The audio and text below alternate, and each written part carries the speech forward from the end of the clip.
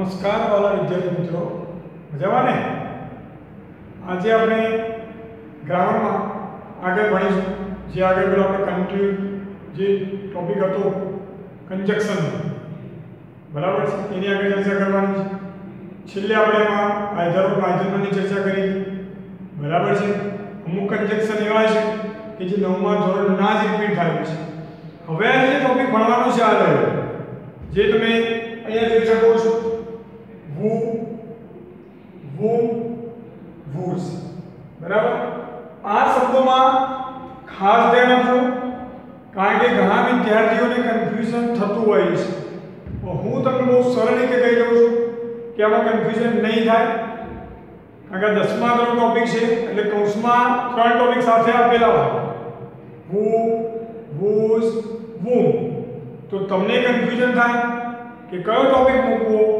તો અહીંયા આપણે જોઈએ, પહેલો ટોપિક છે who, જેનો મીનિંગ થાય કે છે, સમજો ખાસ। પહેલો ટોપિક છે who, કે છે।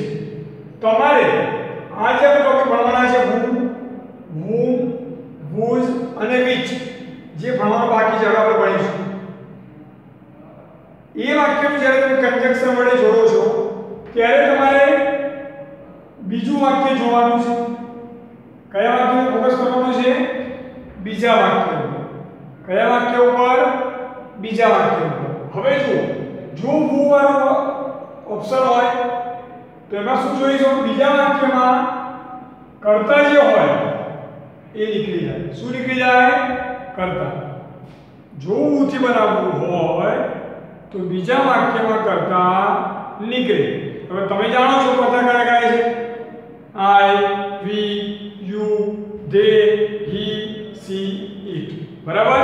હવે એ જુઓ, he met a man, તે માણસને મળ્યો હતો, he is a doctor, તે ડોક્ટર છે। હવે એક્ઝામમાં તમે 3 વિકલ્પ આપેલા છે, who, whom અને whose। તો તમારું ફોકસ સીધું ક્યાં કરવાનું? બીજા સેન્ટેન્સ ઉપર, એટલે અહીંયા જોવાનું, સમજો, બરાબર। હવે બીજા વાક્યમાં જુઓ તમે શું આપેલું છે, તમને કર્તા આપેલો છે, તો હા, તો એનો મતલબ એ થયો કે આની જે વાક્ય મારે જોડવું હોય તો કયા કંજક્શનનો ઉપયોગ થશે? who નો ઉપયોગ થશે। જોઈ લો, પહેલું વાક્ય એમને he met a man who, આ કંજક્શન આવી ગયું, is a doctor। અહીંયાથી he નીકળી જશે, તે માણસને મળ્યો હતો કે જે ડોક્ટર છે। he met a man, તે માણસને મળ્યો હતો કે જે ડોક્ટર છે। who is a doctor છે ને, સિમ્પલ। માત્ર એ શું કાઢી દીધું આપણે? કર્તા કાઢી દીધો છે, એની જે આપણે કંજક્શન મૂક્યું છે, બીજો કોઈ ચેન્જિંગ આપણે કર્યો નથી। ઓકે, ચલો આગળ જોઈએ। I called Ajay, મેં અજયને બોલાવ્યો હતો, he is a teacher, તે ટીચર છે। આ બીજું વાક્ય આપણે વાત થઈ, બીજું વાક્ય જોવાનું છે આપણે। બીજા વાક્યમાં શું આપેલું છે આપણને? કર્તા આપેલું છે। શું આપેલું છે? કર્તા આપેલું છે। તો I called Ajay, એને કાઢી નાખીશું, who is a teacher, થયું। તો તમારે કર્તા જે આપેલું છે બીજા વાક્યમાં એને દૂર કરીને જે આપણું કંજક્શન છે who, WHOM મૂકવાનું છે, અને બીજું કોઈ ચેન્જિંગ એમાં કરવાનો નથી એના સિવાય। તો વાક્ય બનતું I called Ajay, મેં અજયને બોલાવ્યો હતો કે જે ટીચર છે, કે જે શિક્ષક છે। ઓકે, તો આપણે વાત કરી who ની। ફરી રિમાઇન્ડ કરાવી દઉં છું, 4 ટોપિક ભેગા થશે, who, whom, whose અને which, બરાબર। તમારે જ્યારે who થી બનાવવાનું થાય ત્યારે બીજા વાક્યમાં જોઈ લેવાનું છે, કર્તા આપેલો હોવો જોઈએ, બરાબર। ચલો આગળ જોઈએ, whom, કે જેને, બરાબર। અહીંયા પણ બીજું વાક્ય જોવાનું છે એટલે અહીંયા જોઈ લઈશું આ બીજું વાક્ય અહીંયા આ બીજું વાક્ય બરાબર ચલો ડુ યુ નો આશીષ શું તમે આશીષને જાણો છો બીજું વાક્ય યુ મેટ હિમ yesterday તમે એને ગઈકાલે મળ્યા હતા શું તમે આશીષને જાણો છો કે જેને તમે ગઈકાલે મળ્યા હતા હવે અહીંયા જુઓ તમારું કન્ફ્યુઝન થશે કે અહીંયા કર્તા પણ આપેલો છે ને કર્મ પણ આપેલો છે હિમ કર્મ થયું બરાબર તો તમને જ્યારે આવો હશે ત્યારે કૌંસમાં બે વિકલ્પ નહીં હોય એ ખાસ જોઈ લેવાનું અહીંયા જ્યારે તમે રૂમથી બનાવો છો તો અહીંથી શું નીકળશે કર્મ નીકળશે હિમ હોય હર હોય ઈટ હોય યુ હોય એ બધા આપણા કર્મ છે એ શું હશે નીકળી જશે બરોબર ચલો તો અહીંથી હિમ નીકળશે જોઈશું આપણે પહેલું વાક્ય ને do you know Ashish whom આપણે શું કરવાનું છે હિમ કરવાનું છે બાકી કઈ ચેન્જિંગ કરવાનું નથી તો યુ નું યુ મૂકી દેવાનું whom you met yesterday તમે આશીષને જાણો છો કે જેને તમે ગઈકાલે મળ્યા હતા do you know Ashish whom you met yesterday એટલે તમારે નિયમ રાખવાનું છે કે whom માં કર્તા નીકળે whom માં શું નીકળે કર્મ નીકળે શું નીકળે કર્મ યાદ રહેશે ને do you know Ashish whom you met yesterday શું તમે આશીષને જાણો છો કે જેને ગઈકાલે તમે મળ્યા ઓકે બીજું સેન્ટેન્સ જોઈએ ઈશિતા met a man ઈશિતાએ માણસને મળી હતી સી ન્યુ હિમ વેરી વેલ તે વ્યક્તિને સારી રીતે જાણે છે અહીંયા આપણે કર્મ જોઈશું આપણે હિમ દૂર કરીશું Ishita met a man whom she knew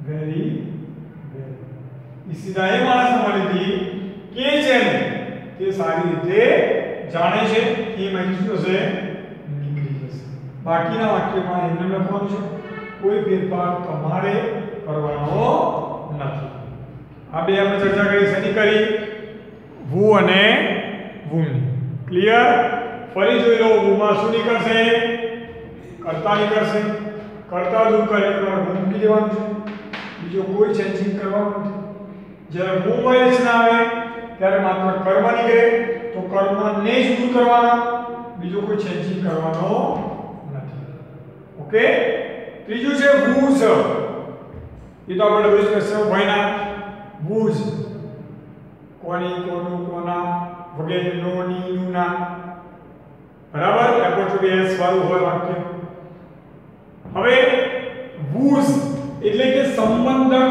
વિભક્તિ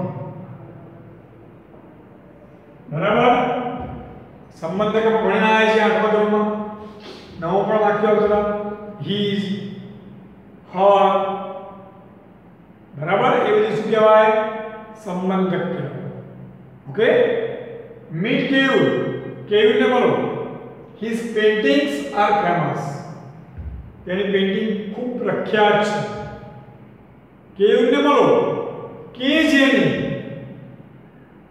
પેઇન્ટિંગ કેવી છે ફેમસ છે કેયુને બોલો કે જેની પેઇન્ટિંગ ફેમસ છે તો અહીંયા જ્યારે ઉચ્ચને કંજક્શન મૂકો છો ત્યારે શું કરવાનું છે સંબંધક જે શબ્દ હોય એ કાઢવાનો છે અહીંયા his આપણને આપેલો છે તો આપણે લખીશું meet you whose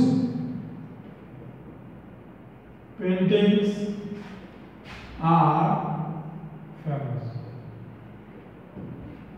આયો કેવું ને બોલો કે જેની પેઇન્ટિંગ્સ કેવી છે પ્રખ્યાત છે meet you whose paintings are famous અહીં શું નીકળી ગયું સંબંધક જે આપેલું છે એ નીકળશે his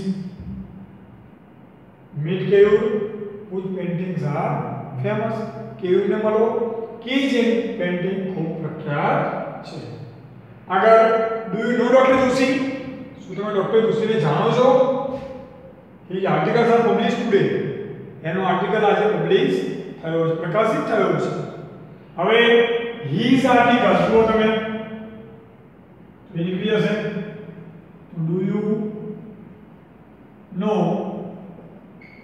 doctor Joshi whose articles are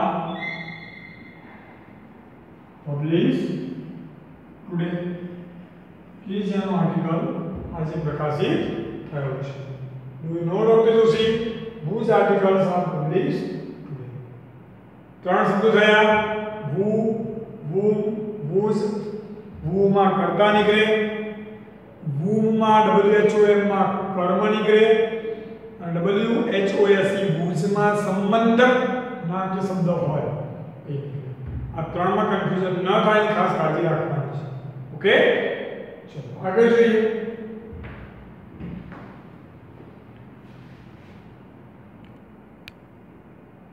આગળ જોઈએ which આપણે ત્રણ કન્જક્શન જોયા હતા who whom અને which whose અને ચોથું છે which હવે તમે જાણો છો કે which શબ્દ છે રહ્યો એ કાં તો નિર્જીવ વસ્તુ હોય અથવા પ્રાણી પક્ષી હોય તો એના માટે વપરાય છે બરાબર છે તો એ તો નક્કી છે એમાં કન્ફ્યુઝન છે પણ જોવાનું કયું વાક્ય સેકન્ડ સેન્ટેન્સ બીજું વાક્ય તો અહીંયા આપણે જોઈશું બીજું વાક્ય અહીંયા બીજું વાક્ય જોઈશું આપણે બરાબર ચલો હવે બીજા વાક્યમાં which જો આ which મૂકવાનું છે આપણે તો કયું નીકળશે તો it નીકળશે કારણ કે જુઓ I have a pen મારી પાસે પેન છે it is made in Japan તે ક્યાં બનેલી છે જાપાનમાં બનેલી છે તો આ તે કોના વપરાયું છે પેન માટે જે પેન શેમાં આવે છે which માં આવે છે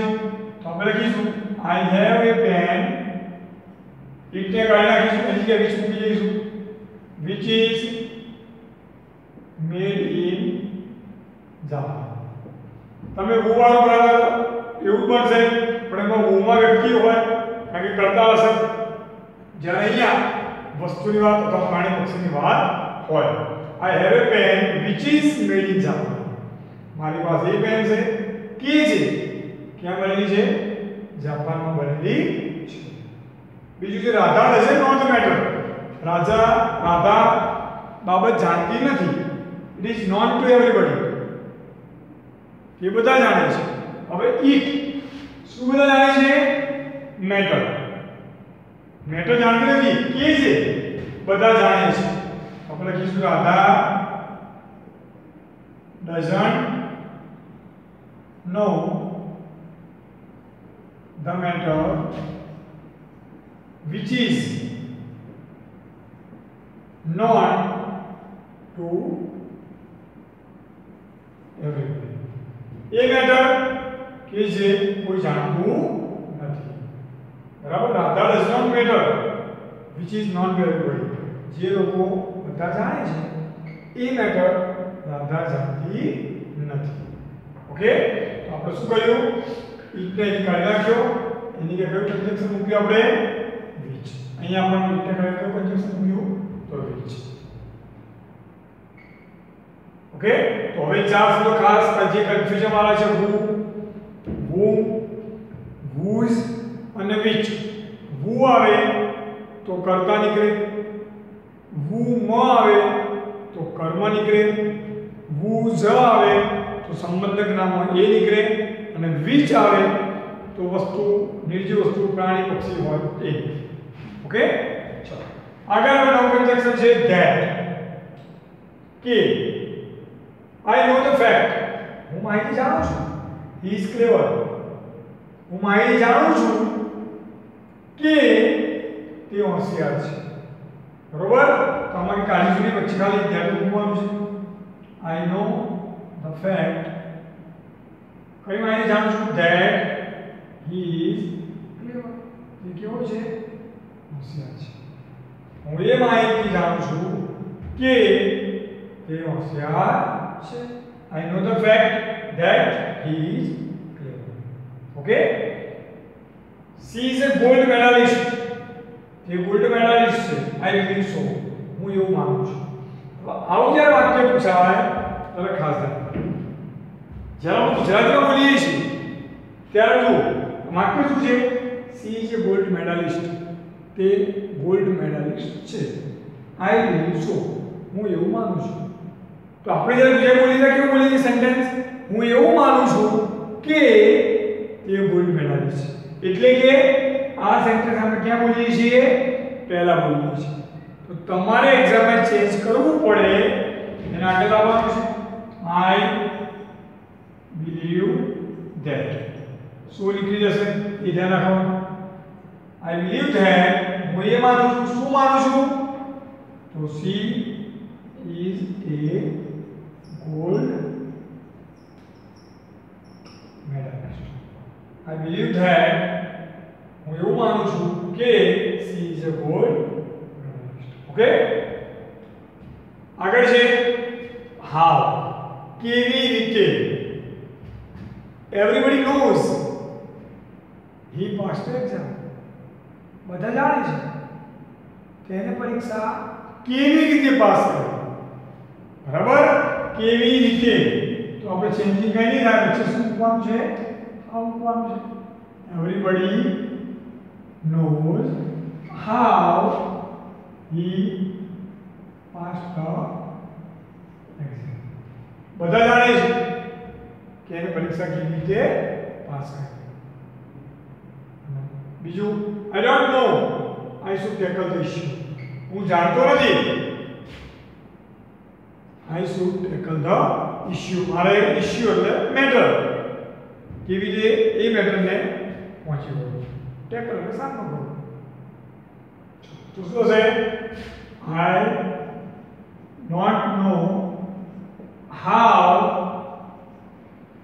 I should tackle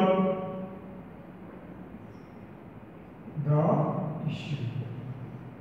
હું નથી જાણતો કે આ ઇશ્યુ આ જે મેટર છે એનો કેવી રીતે સામનો કરવો. તો જ્યારે તમે બનાવો કેવી રીતે જ્યારે નીકળે છે ગુજરાતીમાં ત્યારે કયા કન્જક્શન ઊભું થાય છે? તો હાવનું થાય છે. કે નીકળે છે ત્યારે ધેટનું થાય છે. જે બંને વચ્ચે મૂકવાના છે. બરાબર છે? એમાં કોઈ બીજું વધારો હોય વર્ડ્સ આ રીતનો હોય તો બરાબર છે. બાકી નોર્મલ સેન્ટેન્સમાં આપણે કોઈ વર્ડ્સ દૂર કરવાનો નથી. માત્ર ખાલી સાથે વચ્ચે મૂકવાનું છે. ઓકે? ચલો આગળ જોઈએ.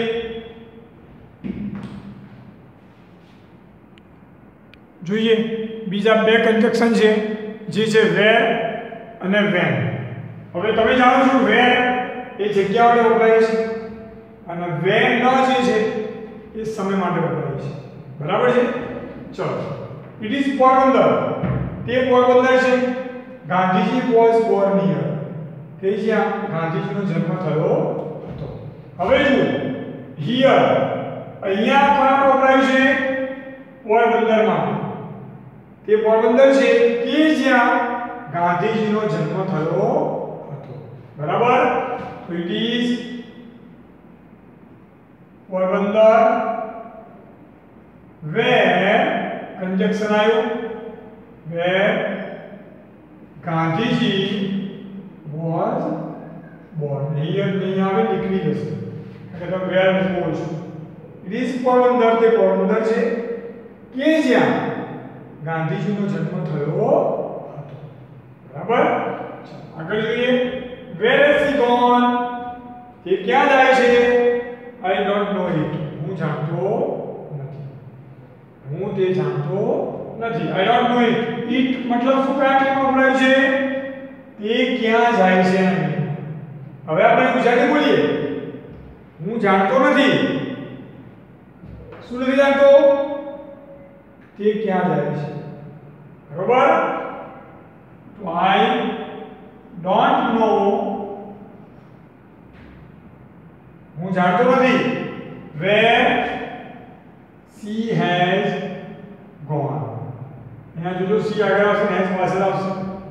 I don't know where she has gone. મને ખબર નથી કે ક્યાં ગયા છે. I don't know where she has gone. એટલે where માં આપણે સ્થળ જગ્યાનો ઉલ્લેખ હોય એના મીનિંગમાં આપણે યુઝ કરવાનો છે. ત્યાર પછી જે 8મા નંબર પર when, આમ જનરલી જોવા જઈએ તો when શા માટે વપરાય છે એ આપણે જાણીએ છીએ, પણ અહીંયા થોડો એનો ઉપયોગ અલગ રીતે કરવાનો છે. You came to my home.